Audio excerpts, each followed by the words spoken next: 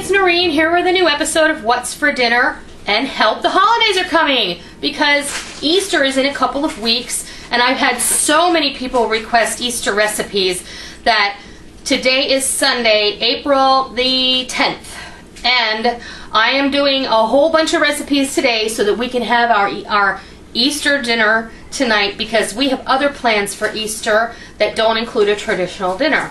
So we're going to be having ham, baked beans that Rick is going to present, a pineapple bake, which is a fabulous custardy kind of side dish that's a little sweet and it's wonderful. We're going to do potato salad, and I haven't decided if I'm going to make Brussels sprouts or not. So if I do them, I do them. If I don't, then I won't make you suffer through Brussels sprouts. But in any case, right now we're going to do our ham. Now I know that most of you may already have your own ham ideas. Maybe you don't like ham. Maybe you don't celebrate Easter, or maybe you don't eat ham for religious reasons. Whatever the case, this is how ham. We love ham. We're going to show you how I make my ham, and it all starts off with a nice ham. This is not a spiral sliced ham. This is a shank end ham, and I like to buy the shank end because it has this lovely bone, which I get to use later when I make soup.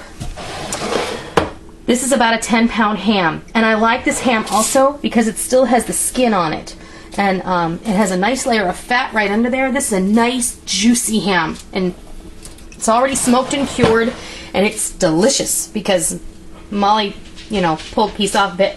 It is really good. So, how do we make that better? Well, we dress it up for Easter, of course. What? Rick Burke, excuse him. Alright. The other things that we're going to use to pretty up this ham: brown sugar, maraschino cherries, 2 cans of pineapple, and I've reserved the juice of the pineapple right here. Cloves. I don't like to use toothpicks, except you have to use toothpicks on the cherries because they're not long enough. But I do use the cloves on the pineapple, and it does add a fabulous flavor to this dish. So, if you haven't ever had ham with pineapple and cherries, you are in for a treat. And cloves. And cloves. I'm going to bring the ham over here and move everything out of the way here. Alright, so what I'm going to do is I'm just going to start. Oh, first thing first, I almost forgot. You want to score your ham. And if you don't score your ham, you're just going to be really disappointed in the end, because that skin is not going to, it's going to shrink up on you. So make sure you score it. And what we're going to do, you see how I'm doing it kind of on a diagonal.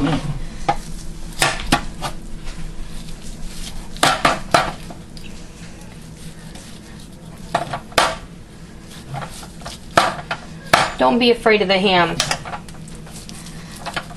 Do be afraid of the knife, however. Yes, be careful with the knife. Make sure you have a sharp knife, because the only more thing dangerous than me in the kitchen is a dull knife.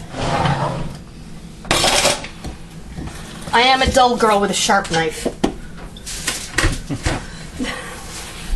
You know that. Yes, I am.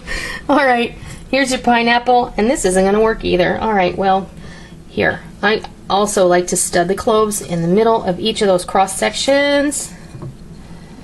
Here you go. And the cloves really add a lovely flavor here. If you don't like cloves, leave them out. I happen to like the way this tastes. We're just going to put them in there. And these are all going to season the ham so nice. Okay. Now, the next thing I'm going to have to do is, any of you who are fans of the Hellraiser horror movies, you'll understand what I say, because I'm going to put a whole bunch of toothpicks in this ham now, and it's going to look like whatever that guy's name is from Hellraiser with Pinhead. Pinhead. We're going to have pin ham. Alright. This is also exactly how I do my ham, and ironically exactly how the Air Force does their ham. Alright, I'm just going to put one toothpick per slice. And it's going to hold it on just fine. Now, I'm going to do the big ends first. Let me do these. And you don't have to go all the way down to the bottom. You can just do the top of the ham with the pineapple. And then the other thing you're going to do is, just like when you're laying tile, you want to put these in between each other. You want to stagger them, just like this. And the other thing is, you may not end up using all the pineapple, but for any of you folks who have husbands or children, oops, I'm sure that the pineapple isn't going to go to waste. That one decided it didn't want to stay on, so it gets 2 toothpicks. This is a wing it kind of thing, folks. And toothpicks are cheap. Toothpicks are cheap, except I like the fancy ones. So instead of being 25 cents or 50 cents, they come in this nice swanky container, and I pay $1 for them. And please, when you finish your ham, please don't throw the bone away, because that is wasteful, and that ham bone is so perfect. I don't care what you use it for. You season anything up with the ham bone. You can season beans up with it, or you can make soup with it, but don't throw it away. Alright. And this one's going to be tricky, so. Alright. Now, let's see. I need more toothpicks, but I need to rinse my hands because I'm all messy.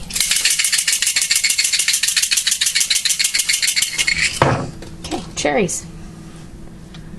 1 cherry in every pineapple ring. And then remember, we put those cloves in there. If you want more cloves, you can stud your pineapple rings with the cloves, if you want to do that. If not, don't do it. And then we're going to do one more thing, which you're probably just going to think I'm crazy when I do it, but trust me, I've been doing this a long time, and it's never come out bad. And this just says Easter to me. Mm-hmm. This just screams Easter to me. It's just like some things, when you smell them, that's Christmas, or like that's the 4th of July, or Thanksgiving, exactly. But this... Alright, brown sugar.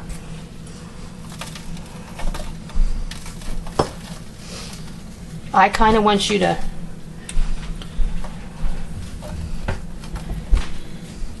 do this. Pack it in there. Pack it in, exactly.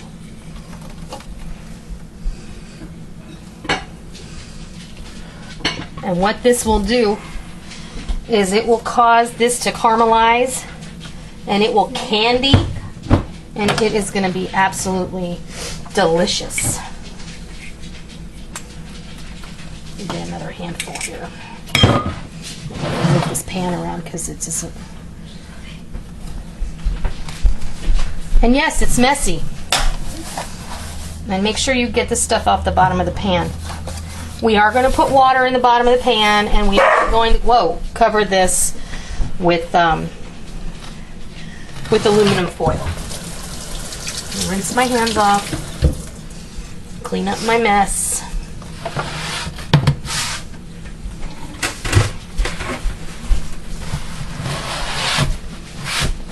Okay, now that pineapple juice that we saved out, I'm gonna get a spoon just to help me. I'm just gonna drizzle this over the top.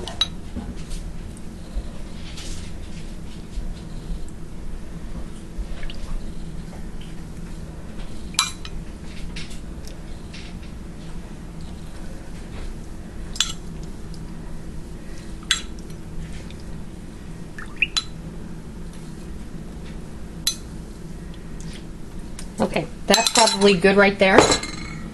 Now, we have to,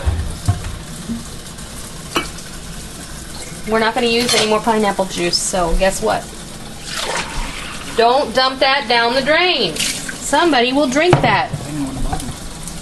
No, because don't put the pineapple juice in the bottom because it'll burn after it starts to evaporate, and you've already got a lot of brown sugar in there. So we're going to put at least a cup of water in the bottom of this pan. What you're going to do is, this ham is already cooked. So essentially what you're doing is you're going to create a steam bath environment here. And then you're going to let this cook for 15 minutes per pound. And this is according to the package directions that I got. So this is a Smithfield ham. And it's a whole bone-in ham. It says 15 minutes per pound at 350 degrees. I'm going to cover this with foil, and that means that my ham is going to stay in the oven a total of 2 hours and 40 minutes. At 2 hours and 15 minutes, I'm going to take the foil off, and then I'm going to let all of this goodness caramelize. It's going to be delicious, and I'm going to come back when it's time to take the foil off, and I'm going to show you what it looks like. So, the other thing you have to do is you have to perform surgery with your aluminum foil. So, I have 2 lengths of aluminum foil, and I'm gonna, if you do this and put them, I like to use shiny side up. Everybody, this is like a point of contention. Everybody has their own way of doing it. I do shiny side up.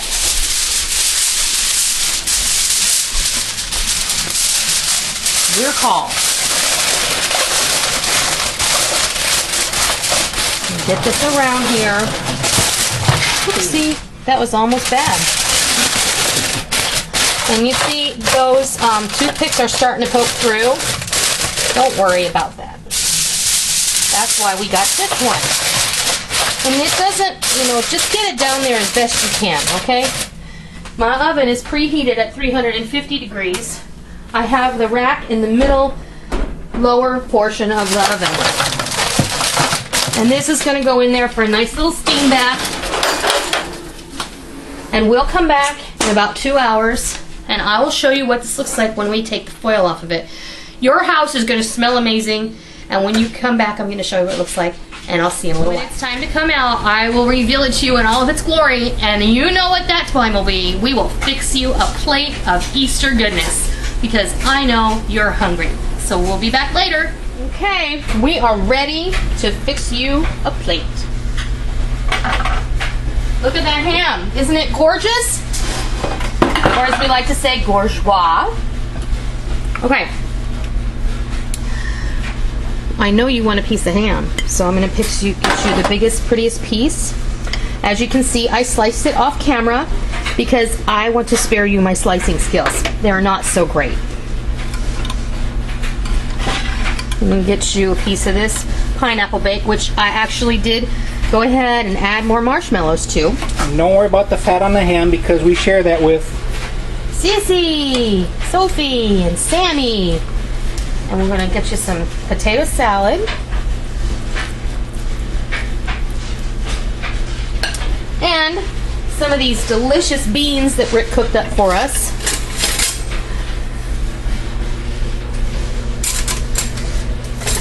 And I think Rick wanted to say one other thing. Oh, just that these are easy enough. You can do these in the oven also, but the crock pot makes it so much easier because it just sits there and cooks all by itself, and they just look wonderful. Oh gosh, they taste good. Okay. There you have it. Easter dinner. Super easy. I'm not going to say it's super fast, but it is super easy. We've got ham with pineapple and cherries that we roasted, pineapple bake, potato salad, and Rick's picnic beans. Now, if that's not an Easter feast fit for a king, I don't know what is. So I hope you try this, and I hope you enjoy it. And I wish you the most blessed of Easters.